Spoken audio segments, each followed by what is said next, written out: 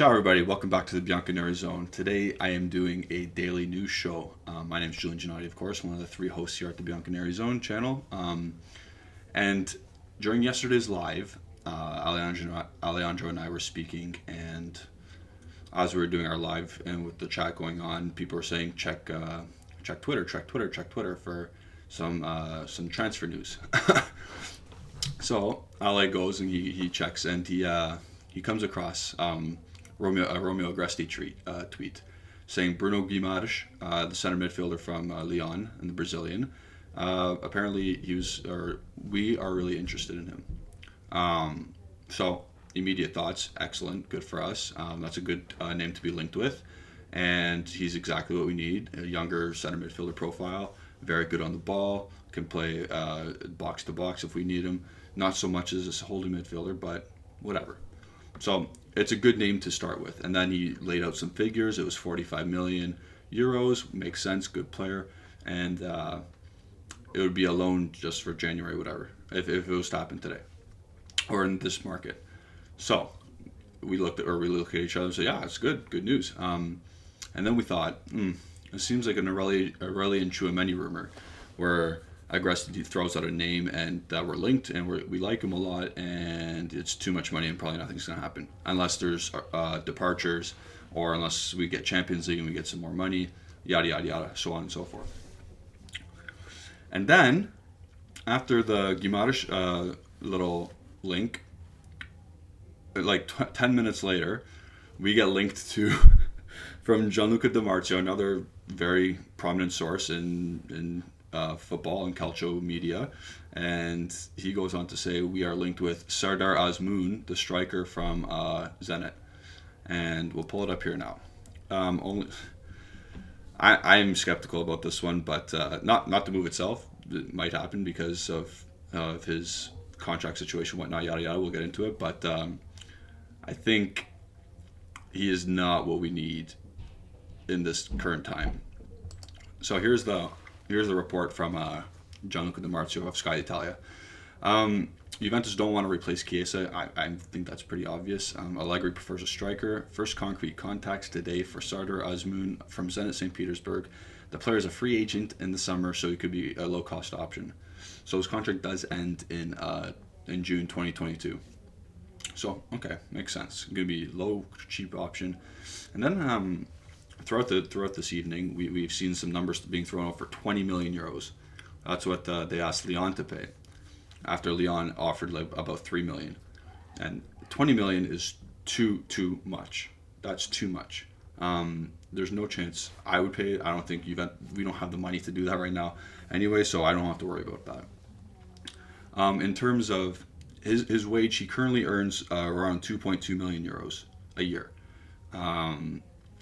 That's around 41,000 a weekly wage, 41,000 euros. That's him in Russia right now. Since he's a free agent and he's hitting his prime, he just turned 27 on January 1st, I think. He's going to ask for a significant pay raise. And why wouldn't you? He'd probably ask for like 3 million, 3.5 million. Why not? And if he's going to come to Juventus, he's not the star man. And we'll have his wage, Keane's wage, Morata's wage currently, and Kyle George. So that's 5 strikers and for one position. That it doesn't fit. Again, we always talk about squad composition and making the money fit and make it make sense. And at this current point in time, that doesn't make sense financially.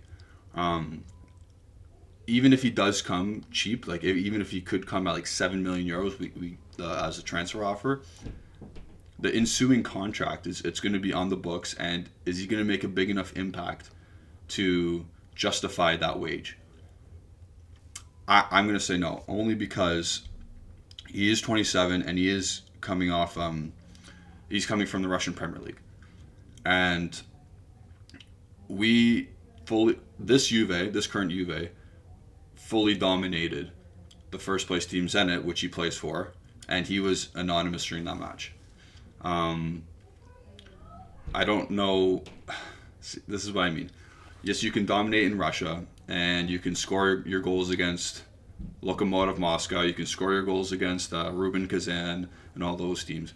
But I personally do not think that translates to success in Serie A, especially if he doesn't hit the ground running, and especially if he does not pick up what Allegri wants, because that's the major thing as well.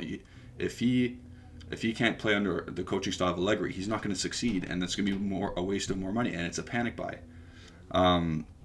Going into his statistics a bit more, he did score 10 or 11 goals in 21 games this year for Zenit, so he's at about a half a goal clip per game. Again, the quality of competition. He did score 2 Champions League goals, so fair. You got your 2 goals in there in that competition, but the majority of his goals came in Russia, and again, quality of competition in that league isn't strong. And you just saw, like, we are not in our best period, and we absolutely trounced Zenit. And he was anonymous, like I said. And I don't want to dismiss the fact that, like, he's a player that plays in that league, because you can't call anybody a farmers league. But at the end of the day, there is a standard and there is quality of competition, and I don't see him suiting in our style of play. Firstly, he doesn't create chances on his own. He's okay in the link up, so he's similar to a Morata, but he is better at converting chances, but still he can't convert, or he can't manipulate his own chances. And in Serie A, it's going to be tougher against the better opposition, where we actually struggle to score goals, to muster up his own chance to score, which a proper striker should do. Let's say like a Dusan Vlahovic, he can muster up anything, and he has a better shot at scoring than Morata, than Keane, than a guy like Sardar Azmoun. And I understand, again, this operation would be low cost, and it's the definition of a panic buy, and I don't see. This is a move you make if someone's hurt, if one of your strikers are hurt, and if you are, like, you had some money to blow. We don't have money to blow, and none of our strikers are hurt. So let's continue. This next one's from Mirko Di Natale. It's continuing on with the Azmoun news. Zenit want big money for a free agent. Yeah, so this goes on to say Zenit wants $20 million for Sardar Azmoun, whose contract expires at the end of June. The only offer so far from Lyon is $3 million, and that's considered too low. And like I said, I just spoke about that. I just touched on that. 20 mil for an impending free agent is ludicrous. The only free agent that's upcoming that you'd spend that money on is probably Paul Pogba. And I wouldn't spend more than that on Paul Pogba at this point. So, and there's no chance we're going to spend. Well, I would spend that on Sardar Azmoun. So we'll move on from that. Next we got going is another Di Marzio comment about Gianluca Scamacca. And the guy did score 2 goals on the weekend, so good for him. He's on 8 now, I think, 8 Serie A goals. Juventus and Inter really want Scamacca. Juve hope to strike a deal this month for the summer, but Sassuolo value him at more than 40 million euros. At this current time, 40 million is too much. Even if he ends up getting 16 to 20 goals this year, which he's not on pace to do, but he'll have to have a very good end to the season. It would be his first very good season, and you can't splash that cash if you don't have it. You take 25 million more and send it on Vlahovic. You could put 65 to Vlahovic, or 70 mil. I wouldn't waste 40 mil. And then that's like the standard. That's the low end of an offer for Scamacca. So again, I understand why people like him. Big, strong, tall guy. Apparently he's finishing more chances this year, which is nice to see. But in terms of link-up play, it's not there. Will he press? Will he do the dirty work that Allegri wants a striker to do? I don't think he will, because he's not mobile enough to do that. And 40 mil, man, that's too much. That's way too much. So, but we'll see. We'll see at the end of the day. I don't think we'll end up splashing that cash. But the links are there. So who knows? And then we'll finish up with my favorite rumor, just to save the good news for last. It's about the Lyon center midfielder, Bruno Guimaraes, and this guy is excellent. All the top teams in the world are looking at him right now. Proper number 8 midfielder, could play as a holding midfielder. Probably don't want him there, and he could play as an attacking midfielder as well. Probably don't want him there. You want him as a box to box. You want him as an engine guy, a guy to progress the ball. You want him to retain the ball. He's excellent at ball progression and ball retention. Contributes offensively, contributes defensively. Just an all around good player. We've seen that happen at our own hands in the 2020 Champions League, the quarterfinal against Lyon. No, was that quarter or round of 16? That doesn't matter. When we went out to Lyon, he bossed the midfield. It was him, Awar, and Cacarance for Lyon. And for whatever reason, they're like 12th in Ligue 1 this year. The other two are just having nightmares, Awar and Cacarance. But Guimaraes is having another good season. So the rumor is, this is from Agresti and Marcelo Hazan. So they did a little two-reporter kind of piece together. Juventus really like Bruno Guimaraes. There has been contact with Lyon in the last few days, but it's a tough deal to do because the French club valued the midfielder at a minimum 45 million.